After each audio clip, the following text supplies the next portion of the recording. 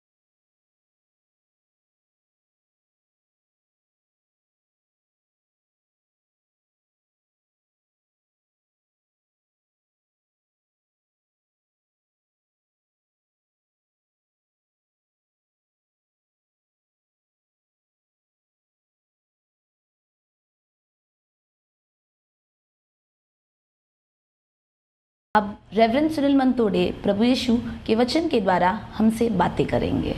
प्रभु यीशु मसीह के नाम में शांति समय में आपका स्वागत है।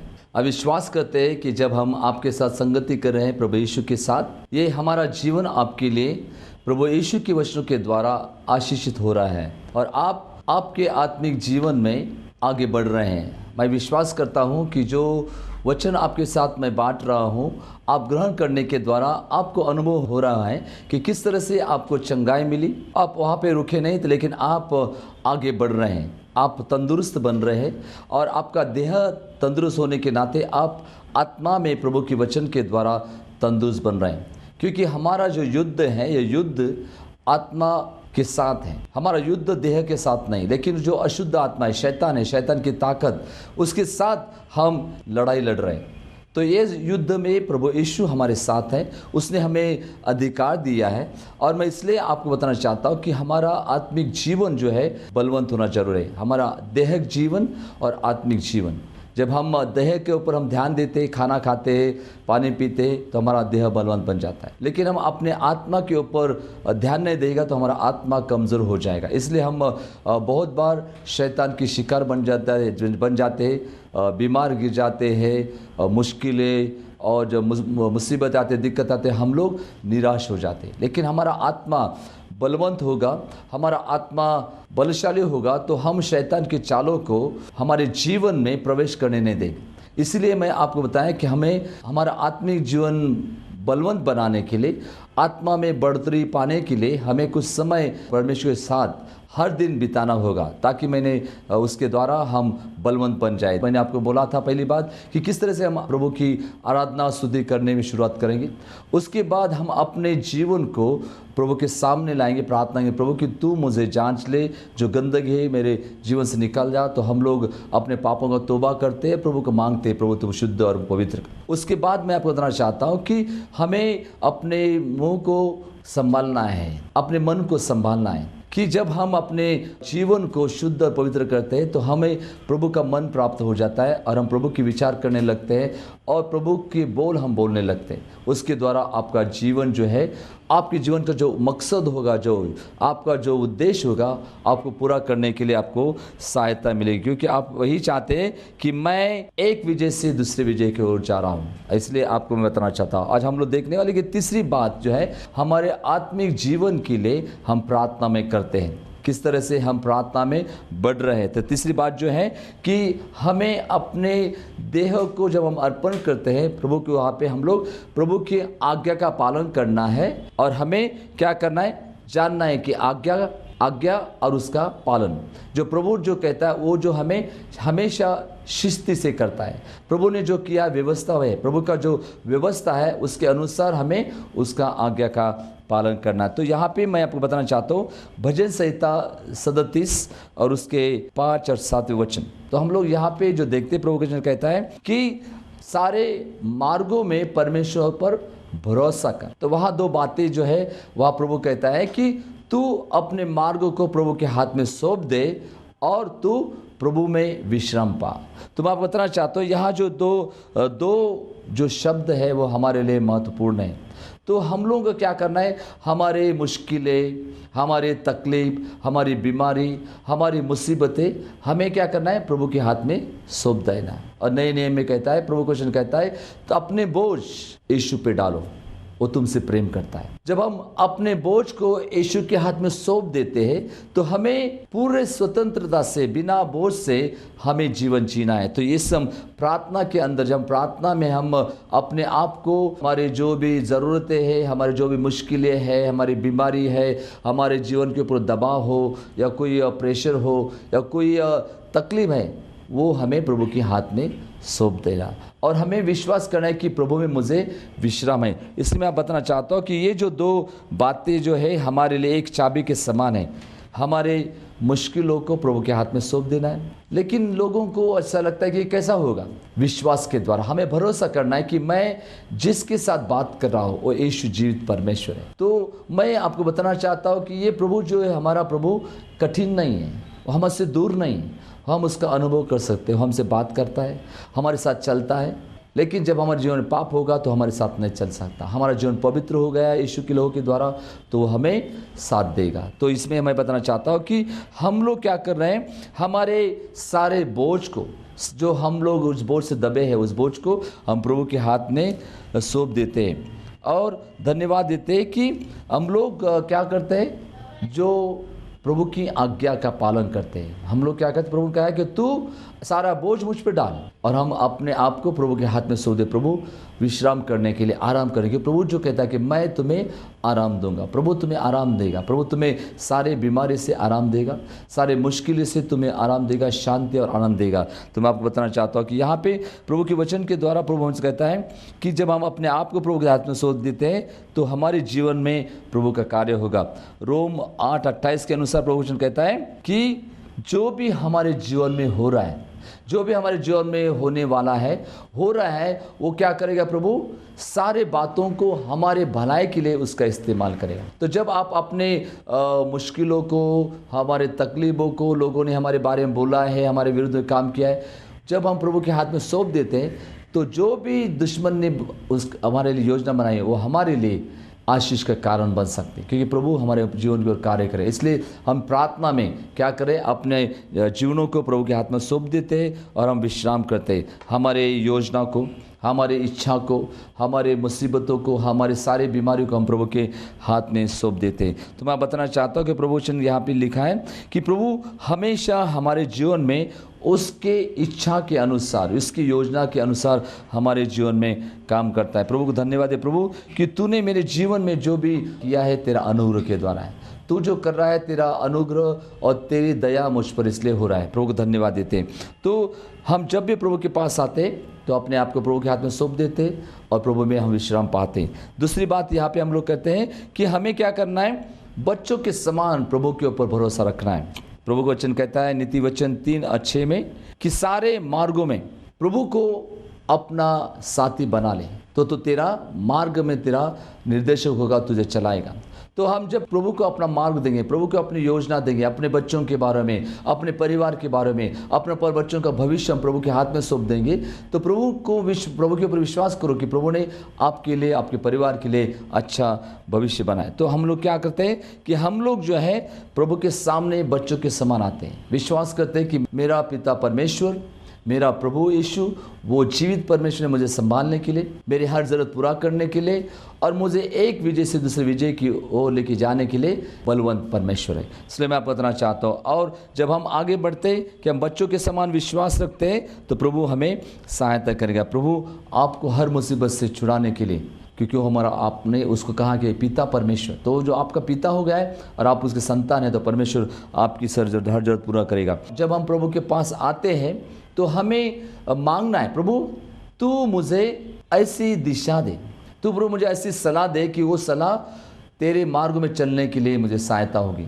तो प्रभु से हम जब मांगेंगे तो प्रभु वचन कहता है भजन संहिता 25:4-5 कि प्रभु, यहाँ पे दाऊद कहता है प्रभु तू मुझे तेरे मार्ग दिखा, प्रभु तू मुझे सिखा कि किस तरह से मैं तेरे रास्ते पे चलूँ, प्रभु तेरे सत्य मुझे सिखा और तेरे उद्धार का मुझे अनुभव दे। तो हम लोग प्रार्थना करना है कि हमें प्रभु के ऊपर निर्भर, जब हम प्रभु को सौंप दिया हमारी समस्या को, हमारी मुश्किलों को, तो प्रभु कहना प्रभु कि तू तेरा मार्ग में चलने के लिए मुझे सहायता कर, तू मुझे सिखा किस तरह से मैं चलूँ, किस तरह से मैं मेरा पैर उठाऊँ और आगे चलूँ। तो प्रभु हमें सहायता करेगा, हमें ताकत देगा और हम पूरे दिन प्रभु के ऊपर निर्भर हो सकते हैं। तो मैं आपको बताना चाहता हूँ कि प्रभु को मांगे, प्रभु आप क्या चाहते हैं, आपके जीवन में आप क्या चाहते हैं, प्रभु को मांगे, प्रभु आपको देगा, प्रभु परमेश्वर। इसलिए हम प्रार्थना में प्रभु के साथ जो मांगेंगे प्रभु देगा, क्योंकि प्रभु ने हमें सीधा साधा उदाहरण दिया कि मांगो तो मिलेगा, तुम ठोको तो खुल जाएगा, ढूंढो तो तुम पाओगे। तो ये सीधा और साधा है, पर प्रभु के पास है, प्रभु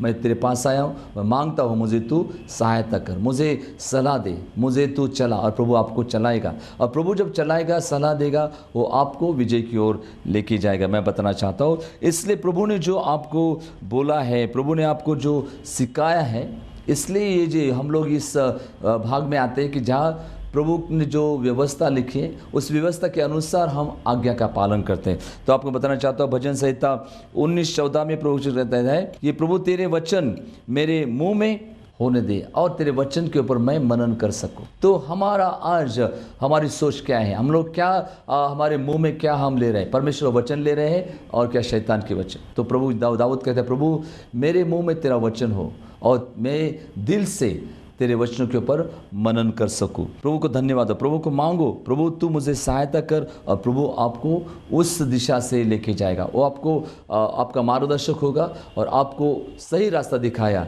और उसमें कोई चोट नहीं होगी, उसमें कोई बुराई नहीं होगी, उसमें आपका उद्धार होगा, उसमें आपको चंगाई और शांति और सामर्थ्य और बरकत मिलेगी। मैं आपको बताना चाहता हूँ आगे जो है प्रभु ने जो व्यवस्था लिखी उस आज्ञा का पालन हमें करना है। हमें क्या करना है, प्रभु ने जो हमें दिखाया है, जिस तरह से उसने मार्गदर्शन किया है, उस मार्गदर्शन को हमें क्या करना है, उसके पीछे चलना है। प्रभु का वचन कहता है मत्ती उसका 6वां अध्याय 26 से 32 तक, क्योंकि प्रभु का वचन कहता है पंछी की तरफ देखो, वो क्यों बोते नहीं, काटते नहीं, लेकिन परमेश्वर उनको खाना खिलाता है। देखो परमेश्वर कहता है कि किस तरह से लोग जो है, परमेश्वर कहता है कि शलमोन के दिनों में शलमोन ने जितना वस्त्र पहना उससे ही अच्छा जो झाड़ बनते हैं, जो फूल है उसको देखो, परमेश्वर कितना सुंदर बनाए।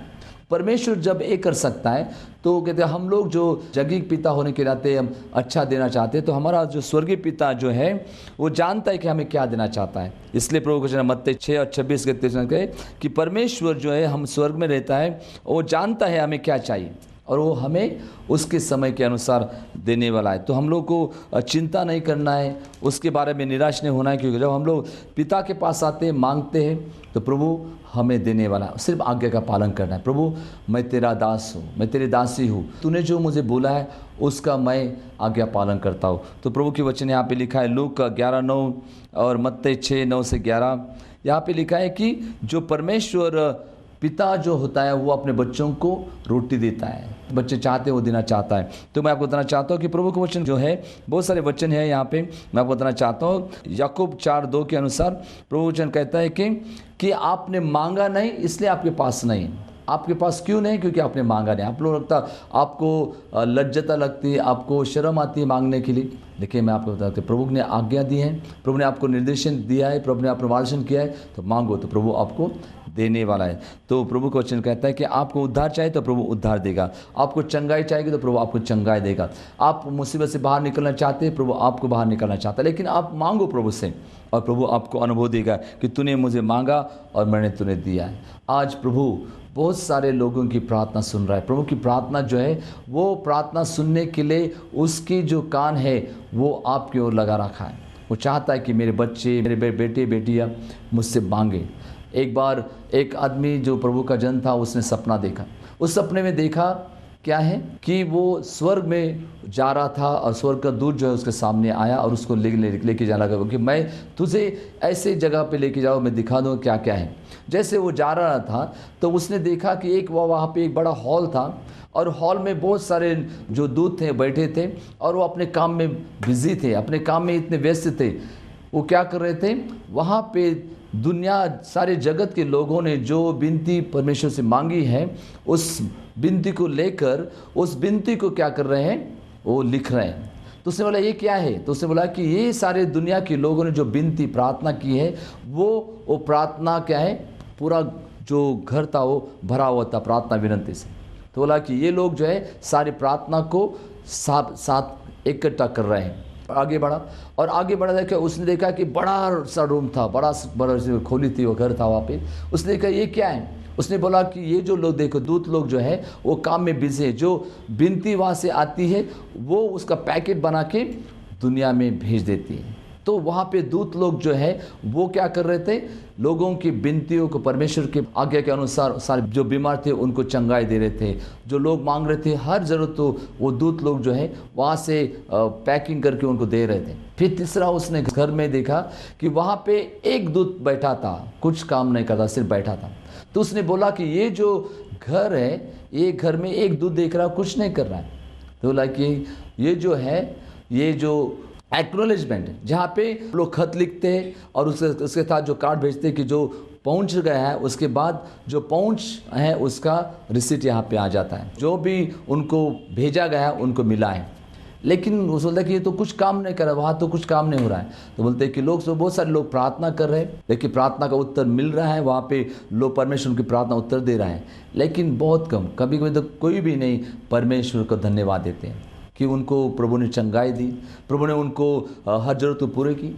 तो ये जो एक्नॉलेजमेंट जो है, जहाँ पे आपने प्रभु को धन्यवाद देने के, प्रभु मैंने तुझे मांगा और तूने मुझे दिया, इसलिए मैं धन्यवाद देता, मैं धन्यवाद का एक पावती तुझे भेज रहा हूँ कि तूने मुझे आशीषित किया है।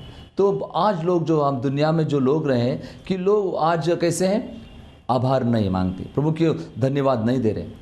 जो मिला खुश हो गए, भूल जाते प्रभु ने मुझे चंगाई दी, प्रभु ने मुझे हर जरूरत पूरी की, मुझे घर दिया, मुझे गाड़ी दी, मुझे ये दिया, मुझे मेरा प्रमोशन किया। लेकिन कितने लोग आज प्रभु को धन्यवाद दे रहे हैं। प्रभु के व्यवस्थापन के अनुसार हम आज्ञा का पालन करेंगे और प्रभु ने जो किया है, जो बोला है, हम उसके साथ करेंगे तो हमें प्राप्त होगा। और जो प्राप्त होगा तो प्रभु को धन्यवाद है, प्रभु को धन्यवाद है, प्रभु की तूने मेरी प्रार्थना सुनी, तूने मुझे चंगा किया, तूने मुझे सहायता की, तूने मुझे मुसीबत से बाहर निकाला, तुझे धन्यवाद देता हूँ। प्रभु यही चाहता है। आज बहुत सारे लोग जो है क्या देख रहे, प्रभु के हाथ की ओर देख रहे हैं कि उसका हाथ जो देने वाला है उसकी तरफ देख रहे, लेकिन कोई परमेश्वर के चेहरे के ऊपर देखने के तैयार नहीं कि परमेश्वर तू कितना सुंदर है, तू कितना अद्भुत है, तू कितना महान है। प्रभु ये चाहता है कि हम आत्मा से और सच्चाई से आराधना करें। तो इसलिए जो ये विभाग में हम क्या करें, जो व्यवस्था है उसके अनुसार मांगेंगे और आज्ञा का पालन करेंगे। जब हम मांगेंगे तो प्रभु हमें देने वाला है। हम प्रभु के हाथ में हमारे अपने जीवनों को, हमारी मुसीबत को हम सौंप देते हैं। सीधा वचन है कि अपने मार्गों को, अपने मुश्किलों को प्रभु के हाथ में सौंप दो और विश्राम पाओ। तो प्रभु आपको विश्राम देना चाहता है, प्रभु को आपको आराम देना चाहता है। हमने लोगों के लिए प्रार्थना की जिन्होंने अपना जीवन प्रभु को सौंप दिया, उनके जीवन में शांति और आनंद आया। हम विश्वास करते हैं कि जो हम लोग सीख रहे हैं ये आपके बढ़ोतरी के लिए है। आपको एक प्रैक्टिकल हर दिन हम किस तरह से प्रभु में बढ़ सकते हैं, किस तरह से हम हमारा जीवन एक विजय से दूसरे विजय की ओर जा सकते हैं। तो मैंने आपको बताया कि हम लोग जो तीसरी बातें जो हमने देखा है कि किस तरह से प्रभु का जो व्यवस्थापन है, प्रभु की तरफ प्रभु के आना है और आज्ञा का पालन करना है। जो प्रभु ने हमें दर्शन दिया है, प्रभु ने हमें जो मार्गदर्शन किया है, उसका अनुकरण करने के द्वारा हमारे जीवन में हम पा सकते हैं। जैसे मैंने बताया कि याकूब में कहा है कि तुम्हारे पास नहीं है क्योंकि तुमने मांगा नहीं। मैं आपको बताना चाहता हूँ, मांगो। प्रभु पिता परमेश्वर आपका पिता है, यीशु आपके साथ चलना चाहता है, यीशु आपका जीवन बदलना चाहता है। और हम आपके लिए प्रार्थना करते आए कि लो प्रभु कि जब आपके सामने आते, हम लोगों को, हमने जिन लोगों को देखा भी नहीं लेकिन उनका नाम भी हमें मालूम है, हम प्रार्थना करते प्रभु कि तू चंगाई दे। और जब हम प्रार्थना करते लोग चंगे हो चुके हैं क्योंकि प्रभु हमारी प्रार्थना सुनता है। वहाँ जो घर है उस घर में हमारी विनती जा रहे हैं और उसका विनती का उत्तर लोगों को मिल रहा है। और हम चाहते हैं कि आप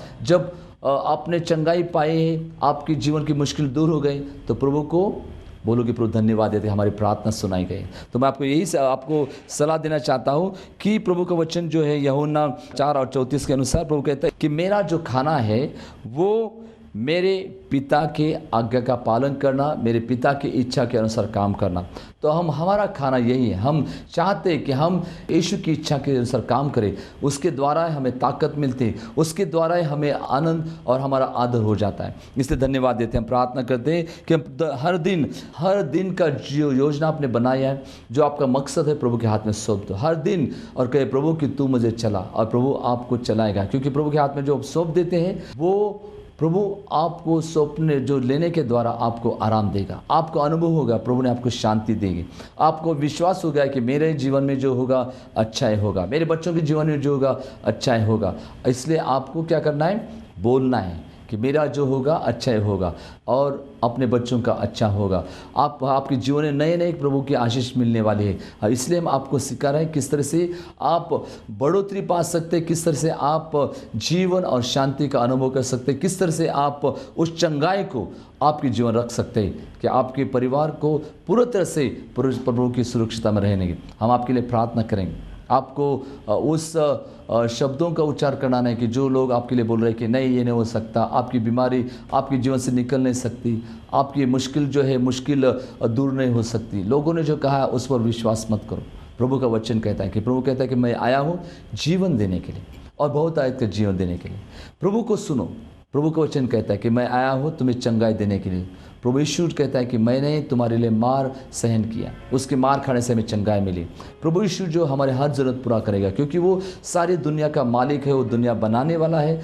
तो जब उसने आपको बनाया तो आपकी हर ज़रूरत पूरा करेगा। प्रभु को धन्यवाद दें। हम प्रार्थना करेंगे इस समय आप अपना जो जीवन का जो भी योजना है, बीमारी है, मुश्किलें प्रभु के हाथ में सौंप दो और आराम करो। प्रभु आपको कार्य करेगा। हम प्रार्थना करते हैं, आपका दाहिना हाथ जो है आप दिल के ऊपर रख दो और विश्वास करो, जब मैं प्रार्थना करूंगा इसी समय प्रभु यीशु आपको छू रहा है और चंगाई दे रहा है। सारी मुश्किलें टूट चुकी हैं, शैतान की सारी चाल बंद हो चुके हैं। प्रभु का सामर्थ्य आपके जीवन में आएगा। प्रार्थना करें। प्यारे प्रभु, धन्यवाद देते हैं आपकी विश्वास योग्यता के लिए। प्रभु आप विश्वास योग्य हैं, जो वादा किया है आपने पूरा किया है। धन्यवाद देते इस समय के लिए प्रभु, क्योंकि तेरा समय हमें जीवन देने के लिए, तेरा समय जो है हमारे साथ चलने के लिए प्रभु आपने दिया अधिकार से सारी मुश्किलें, सारी बीमारी, सारे बंधन यीशु मसीह के नाम से हर एक व्यक्ति के जीवन से तोड़ देते हैं। जो बीमार है इसी समय उनकी जो चंगाई और सामर्थ्य कबूल करते हैं। पूरे परिवार में मेल मिलाप, पति पत्नी में प्रेम और बच्चों के जीवन में शांति और आनंद में कबूल करता हूँ। प्रभु मेरी प्रार्थना सुनी, धन्यवाद देते हैं यीशु मसीह के नाम से, आमीन। विश्वास करते हैं हमने जो आपके लिए प्रार्थना की और प्रभु यीशु ने आपको छुआ है, जो आपको अनुभव है, चंगाई मिली है, आपको सामर्थ्य मिला है, आप आत्मा में बढ़ रहे हैं। तो जो भी आपको अनुभव हुआ है हमें ईमेल के द्वारा लिखें, संपर्क करें फ़ोन के द्वारा, हम आपके लिए प्रार्थना करते रहेंगे। और हम विश्वास करते हैं आने वाले दिनों में जो प्रभु का वचन हम आपके लिए लेके आ रहे हैं, ताकि हम देखें आप प्रभु में बढ़ रहे हैं और आपका जीवन लोगों के लिए और परिवार के लिए आशीषित हो रहा है। यीशु की शांति आपके साथ हमेशा हमेशा बने रहे। आमीन। हमारा विश्वास है कि आज का ये शांति समय आपके और आपके परिवार के लिए आशीष से भरा हो। प्रभु यीशु की उपस्थिति आप पर बनी रहे। हमारा पता है Christian faith centre, assembly of God church, Starview apartment, ground floor, 610 Sion Trombay road, Chembur, Mumbai 400071। हमारा पता है Christian faith centre, assembly of God church, Starview apartment, ground floor, 610 Sion Trombay road, Chembur, Mumbai 400071। हमारा टेलीफोन नंबर है 8082428488 9323217402। आप हमें ईमेल द्वारा भी संपर्क कर सकते हैं। हमारा ईमेल आईडी है mantodesunil@gmail.com।